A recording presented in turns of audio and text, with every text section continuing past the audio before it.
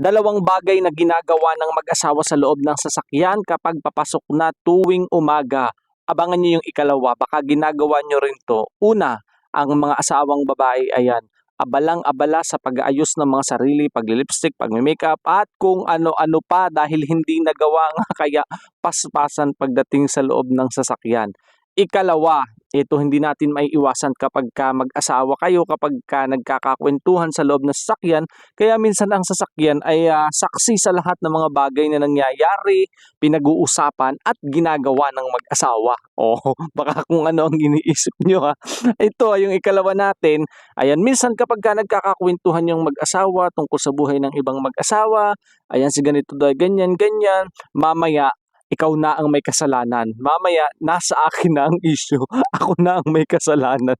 Kaya mamaya, nagtataasan na ng boses at sila na ang nagtatalo. Pero hindi natin may iwasan yun. Follow for more.